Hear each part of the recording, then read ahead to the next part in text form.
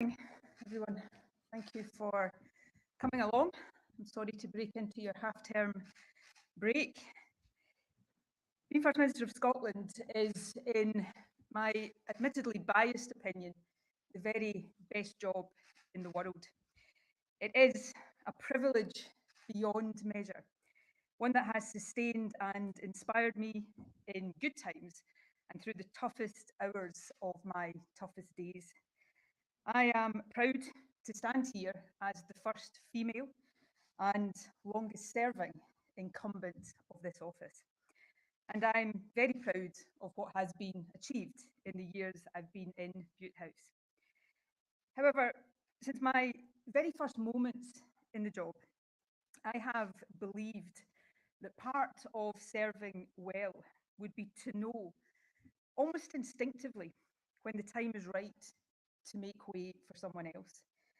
And when that time came, to have the courage to do so, even if to many across the country and in my party, it might feel too soon. In my head and in my heart, I know that time is now, that it is right for me, for my party, and for the country. And so today I am announcing my intention to step down as First Minister and leader of my party. I have asked the National Secretary of the SNP to begin the process of electing a new party leader, and I will remain in office until my successor is elected. I know there will be some across the country who feel upset by this decision and by the fact I am taking it now. Of course, for balance, there will be others who will, how should I put this, cope with the news just fine. Such is the beauty of democracy. But to those who do feel shocked, disappointed, perhaps even a bit angry with me, please know that while hard, and be in no doubt, this is really hard for me, my decision comes from a place of duty and of love. Tough love, perhaps, but love nevertheless for my party and above all for the country. Let me set out as best as I can my reasons. First, though I know it will be tempting to see it as such, this decision is not a reaction to short-term pressures. Of course, there are difficult issues confronting the government just now, but when is that ever not the case? I have spent almost 3 decades in frontline politics, a decade and a half on the top or second top rung of government. When it comes to navigating choppy waters, resolving seemingly intractable issues, or soldiering on when walking away would be the simpler option, I have plenty of experience to draw on. So if this was just a question of my ability or my resilience to get through the latest period of pressure, I wouldn't be standing here today, but it's not. This decision comes from a deeper and longer term assessment. I know it might seem sudden, but I have been wrestling with it, albeit with oscillating levels of intensity for some weeks. Essentially, I've been trying to answer 2 questions. Is carrying on right for me?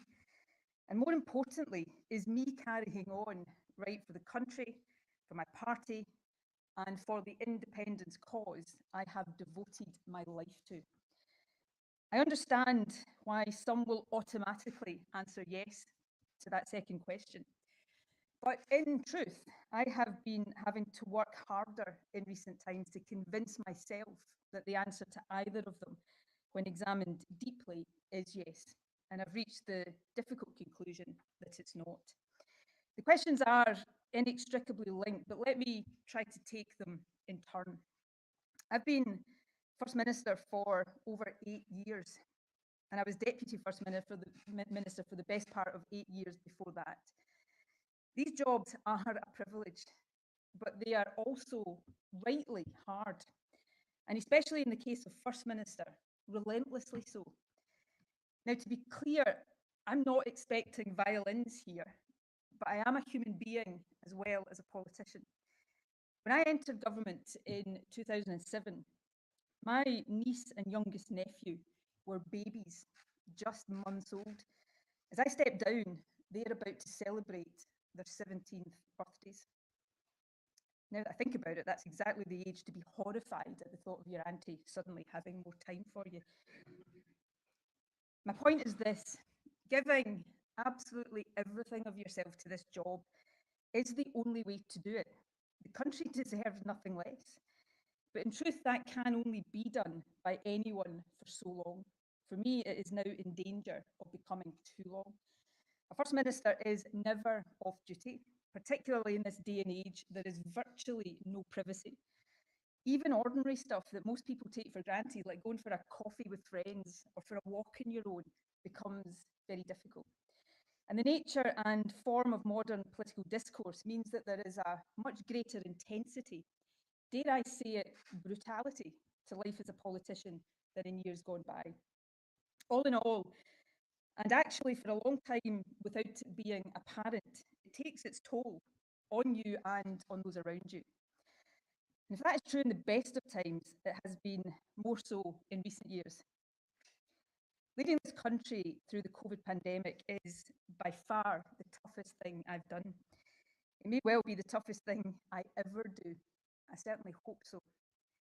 Now, by no stretch of the imagination was my job the hardest in the country during that time. But the weight of responsibility was immense. And it's only very recently, I think, that I've started to comprehend, let alone process, the physical and mental impact of it on me. So what I'm really saying is this: if the only question was, can I battle on for another few months, then the answer is yes, of course I can. But if the question is, can I give this job everything it demands and deserves for another year, let alone for the remainder of this parliamentary term, give it every ounce of energy that it needs in the way that I have strived to do every day for the past 8 years? The answer, honestly, is different. And as that is my conclusion, hard though it has been for me to reach it, then given the nature and scale of the challenges the country faces, I have a duty to say so now. I feel that duty first and foremost to our country to ensure that it has the energy of leadership that it needs, not just today, but through the years that remain of this parliamentary term. And right now, in a very particular sense, I feel that duty to my party too. We are at a critical moment. The blocking of a referendum as the accepted constitutional route to independence is a democratic outrage, but it puts the onus on us to decide how Scottish democracy will be protected and to ensure that the will of the Scottish people prevails. My preference of using the next Westminster election as a de facto referendum is well known. I've never pretended it is perfect, no second best option ever is, nor that there are no alternatives.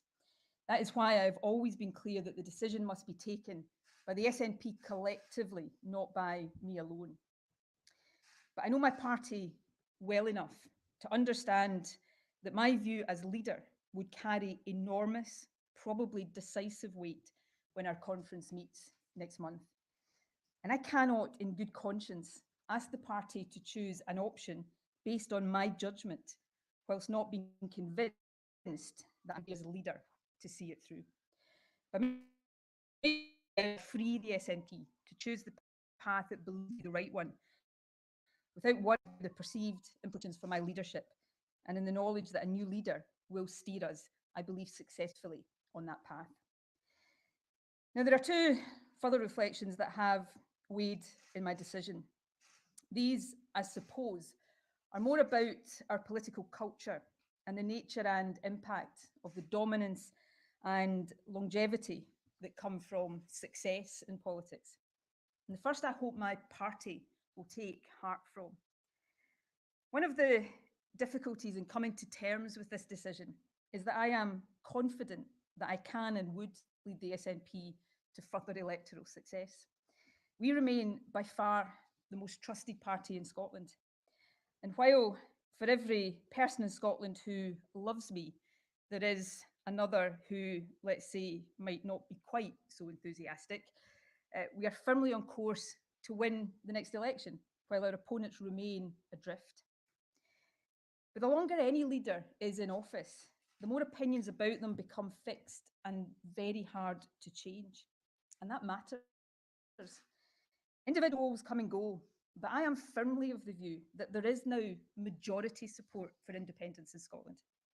But that support needs to be solidified, and it needs to grow further if our independent Scotland is to have the best possible foundation.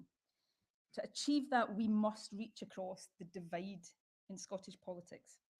And my judgment now is that a new leader will be better able to do this. Someone about whom the mind of almost everyone in the country is not already made up, for better or worse.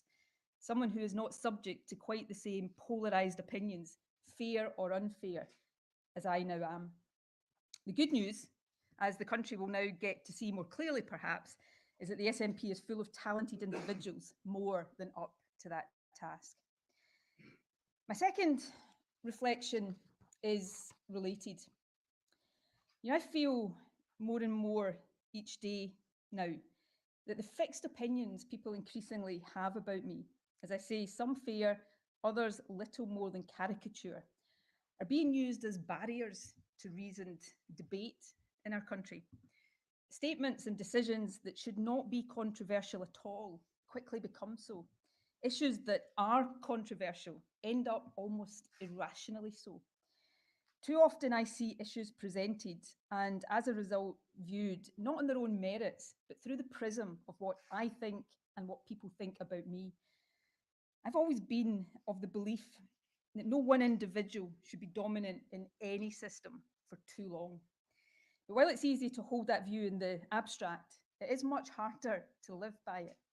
With this decision, I am trying to do so.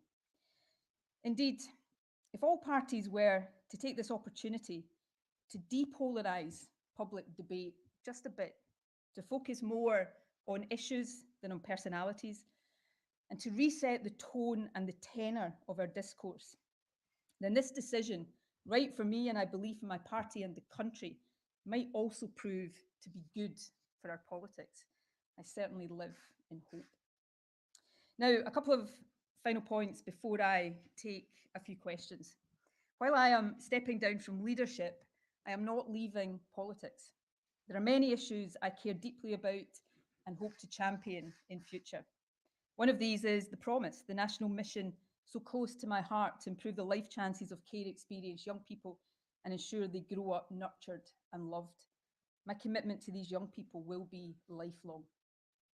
And obviously, there is independence. Winning independence is the cause I have dedicated a lifetime to. It is a cause I believe in with every fibre of my being. And it is a cause I am convinced is being won. I intend to be there as it is won every step of the way. Yesterday morning, I attended the funeral of a very, very dear friend and long-standing independence activist, a wonderful man by the name of Alan Angus. It was actually during that funeral service that I went from being 99% certain about this decision to 100% certain, though I know Alan would not be at all happy to have played any part in my departure, so I'm sorry, Alan. But his funeral reminded me that the cause of independence is so much bigger than any one individual, that all of us who believe in it contribute in different ways at different stages of our lives. Since I was 16, I have contributed as an activist, a campaigner, and a leader. And so now, as we look to what I firmly believe is the final stage in Scotland's journey to independence, albeit a hard one, I hope to use all the experience and perspective I've gathered over these years to help get us there. Lastly, there will be time in the days to come for me and others to reflect on what has been achieved during my time as First Minister. I'm pretty certain there will be plenty of commentary on my mistakes as well. I will have more to say before I demit office, but allow me some brief reflections now. Scotland is a changed country since 2014, and in so many ways, it is changed for the better. Young people from deprived backgrounds have never had a better chance of going to university than now. Our investment to double early learning and childcare is transforming opportunities for the youngest children. It's also enabling more women to return to work. The baby box is enshrining our aspiration that every child should have the best start in life. Scotland is fairer today than it was in 2014.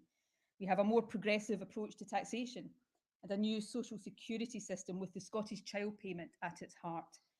As the Institute for Fiscal Studies confirmed last week, the poorest families with children in Scotland are now £2,000 better off as a result of our policies. For many in this cost of living crisis, that will be the difference between food on the table and a warm home or not. There are stronger protections for victims of domestic abuse and Parliament for victims of rape and sexual offences. I will be the strongest possible advocate for these reforms from the backbenches. We've also shown over these past few years what can be done with the full powers of a nation, creating institutions that are part of the transition to becoming independent.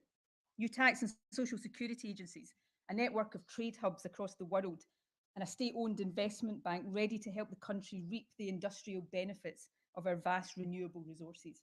There is so much that I am proud of, but there is always so much more to be done. I look forward to watching with pride as my successor picks up the baton. There will also be time in the days to come for me to say thank you to a very, very long list of people without whom I would not have lasted a single day in this job, let alone 8 years. I won't do so today. I might inadvertently forget someone or perhaps more likely start to cry. But there are a couple of exceptions. Firstly, my husband and family.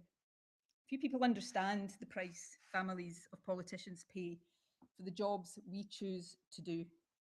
Mine have been my rock throughout. And of course, the SNP. Since I was 16 years old, you have been my extended family. Thank you for the honour of being your leader. And it seems to me that 8 emphatic election victories in 8 years ain't a bad record together. Finally, and above all, the people of this beautiful, talented, diverse, at times disputatious, but always wonderful country.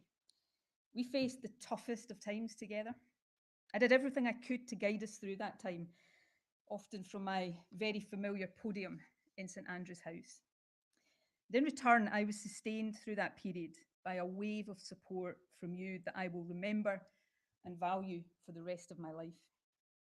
So to the people of Scotland, to all of the people of Scotland, whether you voted for me or not, please know that being your First Minister has been the privilege of my life.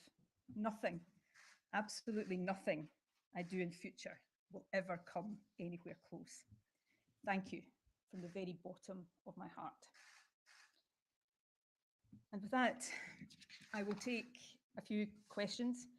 If you forgive me, I'm not going to do my usual around absolutely every journalist in the room. There will be time over the next few weeks, I'm sure, for you all to ask me questions, but I'll take a few questions for now, and I'll start with Glenn Campbell from the BBC.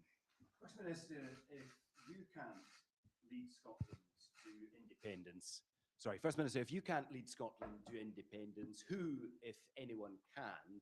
And what is the timetable now for your replacement? And on a slightly lighter note, do you now owe Douglas Ross £100 as a result of a bet? I think it was 50, so if he's already inflated it to 100, we may have words there.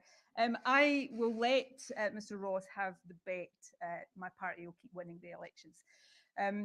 On your other questions, on the timetable, that's a matter for the SNP National Executive Committee. I'm sure it will set out the timetable for the election of a new SNP leader over the coming days, and I will demit office when my successor has been elected, and then obviously subject to the will of Parliament, elected as the new First Minister. And this is a question that no matter how many times you ask it of me over the next few weeks, no matter how many inventive ways you find of asking it, I am not going to say who my preference will be to succeed me. What I do know is that the SNP is awash with talented individuals. One of the things that I've often reflected on is that when a political party, any political party in any country, has very dominant individuals, others, through no fault of dominance and not for the want of trying, often others become a bit eclipsed there. So what I I'm looking forward to, and I think the country will enjoy these next few weeks, is seeing that talent and seeing the array of talent. I believe I have led this country closer to independence. I believe we are in the final phase of that journey. I think it will be hard because now we have the dual challenge, the one we always had of convincing a majority, a solid, sustainable majority of the merits of independence, but also secondly, a challenge that is new of finding, in the face of Westminster anti-democratic opposition, that democratic route to allowing the will of the Scottish people to be expressed. And I believe that my successor, I firmly believe that my successor, whoever he or she may be, will lead Scotland to independence. And I'll be there cheering him or her on every single step of the way. Conor Gillis from Sky. Thanks, First Minister. You say that you've been wrestling with this decision for a number of weeks now, and it's not in reaction to some issues over the last couple of weeks, couple of months. Do you believe, though, that the issues, and particularly the row around transgender prisoners, was the straw that broke the camel's back here? And second of all, has it been a failure of your leadership not to have delivered independence, since that was your sort of founding mission back in 2014? I'll leave other people to be the judge of my leadership. It's probably a bit invidious beyond saying what I'm proud of, and taking this country ever closer to independence is one of those things. It's a bit invidious for me to cast that judgment. No, that issue wasn't the final straw. Look, I'm long enough in the tooth. I've been in politics, as all of you know, for a long, long time. I'm not going to stand here and insult your intelligence and say that I live in a world that is divorced from the realities of what is going on around me. But it's not the case that this decision is because of short-term issues. I've faced more short-term issues from time to time over my years in politics than I care to remember. And if it was just that, I wouldn't be standing here today. What I would say, though, is this, and I did allude to this in my remarks. I suppose when I look at some of the issues that are being hotly debated in Scotland right now, one of the things that I do regret, I suppose, is not being able to bring a more rational approach to these debates. And I think that goes back to some of what I said earlier. These debates, some of them, one in particular right now, is obviously controversial in its own right. But I think layered on to the top of that, there has been people's views about me, about independence, and suddenly debates that should be rational, and that we should be capable as a country of having rationally become something very different. I will always be a voice for inclusion, for quality, equality, for human rights and dignity. I have been, am, and will always be a feminist. I will fight for women's rights, and I will stand up against threats to women's rights every day that I have breath in my body. But I'll also stand up for any stigmatised, discriminated against, marginalised and vulnerable group in society. And I believe, and call me, an optimist. Not many people call me an optimist, but I am at heart an optimist. I believe these things can and must, in any progressive, liberal, inclusive society, find ways of coexisting. And whatever role I play in politics in the future, I will always seek to do everything I can to turn that into a reality. Colin Mackay. How have you gone from having plenty in the tank 3 weeks ago to an empty tank today? What is it that's changed over the last few weeks? You've mentioned some things. The only thing you didn't mention is the police inquiry into the party's finances. Look, these things are not the reason I'm standing here today. These are not factors, nor will my decision today affect these things, and all of these things will take their course. I said something in my remarks that I appreciate will divide opinion in Scotland. I'm a human being, and every human being every day wrestles with a whole load of conflicting emotions. And over the last number of weeks, probably since around the turn of the year, I've been struggling with just that. I get up in the morning and I tell myself, and usually I convince myself that I've got what it takes to keep going and keep going and keep going. But then I realise that's maybe not as true. And you go through a process of just deciding where it is in that decision you're going to fall. And that's the decision I've come to today. I could go on for another few months. I don't know, 6 months, a year maybe. But I know that as time passed, I would have less and less energy to give to the job. And I can't do the job on anything other than a 100% basis. The country deserves nothing less than that. So that's the judgment I've come to. If that's my feeling that I'm going to get in a relatively short space of time to where I am today, then I owe it to the country to see it now so that that new leadership can be in place. And as I said, in relation to my party, I don't want to stand at a special conference, a month or so from now, and ask my party to take my judgment, opt for a path, knowing that I have doubts about my ability to see it through as leader. This is a better thing to do today for me, for my party, and I believe for the country too. James Cook. First Minister, I think it's fair to say that the NHS is in a really serious situation. The attainment gap between rich and poor pupils, which you'd said was one of your core missions as First Minister, remains pretty wide. And despite what you're saying today, polls suggest that you've got nowhere near creating a sustained majority for independence. Do you have regrets about one or any of those issues? Oh, again, James, I'm a human being. I don't know if you've got regrets about things in your life. Of course, I've got regrets about all sorts of things in my life. And as I reflect on my time as First Minister, there'll be things I am hugely proud of, and things that I regret. And if I had my time again, I might do differently. And forgive me, there'll be plenty of time for me to do that. I'm sure be plenty of time for you to do that, and I'm sure you will.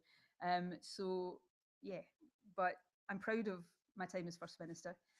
But I'm also proud that I know when it's time to move on and to pass on to someone else. The country, the cause I believe in, my party, everything is bigger than any politician, no matter who they are and no matter how dominant they've been for no matter how much time. Politicians come and go all the time. The country is what matters, and the future of the country is what matters. I'm proud of the part I have played and hope to continue to play in a different capacity in building the future of this country. But I think in terms of leadership, it's time for someone else. I think the easier sometimes thing to do, and the thing that traditionally politicians tend to do, is just to cling on and on and on and on and on until everybody is sort of pushing for you to go. It's harder because there's always reasons not to. Yeah, if I stay a bit longer, I can do this. If I stay a bit longer, something might happen. It's always easier to find the reasons not to make a decision. I think it's better to make the decision when you know in your heart that it's the right one for you and for your country. I'm not sure I want to say this sentence actually. I will be 53 this year. I entered Parliament, when I was 29. I've been in government since I was 37. I have literally done this in one capacity or another for all of my life. I've been Nicola Sturgeon, the politician, for all of my life. It's been a privilege. I have done things, met people, gone places, had experiences I would never have done. I have a depth of gratitude to the party that I lead, to the country that I serve, that I can never find the words to express.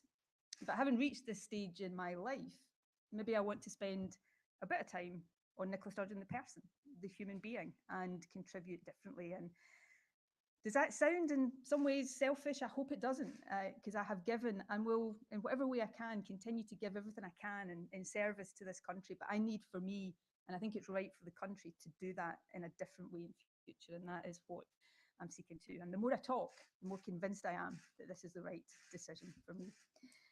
I take Louise Scott from ITV. I'm going to end up doing what I said I wouldn't do. I'm not going to do that. Louise. First Minister, we've heard rumblings of divisions within the party in weeks around certain issues. Ultimately, did you lose trust in your leadership from certain key members of your party? I think you'd have to ask individuals to give their views on my leadership. I think any objective analysis would suggest that's not true. I enjoy the risk of sounding immodest here, which, as you know, I never like to do. But even in times that would be described, have been described by most of you as tough, I enjoy approval ratings after 8 years in government that most leaders would give their right arm for. So, you know, yes, of course, the longer any leader is in office, the more people will find things to disagree with you on, because nobody agrees with any other person 100%. And that concept of, or you know, that whole idea of longevity in politics, the longer you lead, the more, you know, you will find issues that people find it hard to agree with you on. But, you know, I believe I could, if it was just about, can I lead this country forward, certainly the party to electoral success, the answer is yes, but it is much deeper than that, which is what I've been trying to give a sense of today. Who will we have next? Kieran Jenkins.